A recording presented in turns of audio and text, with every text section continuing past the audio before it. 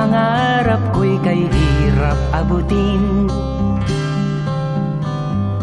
Dahil sa inyo, napunta ako sa aking nais marating.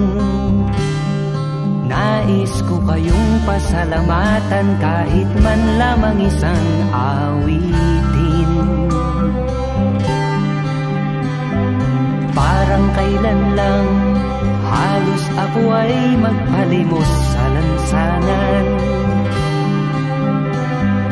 Dahil sa inyo, ang aking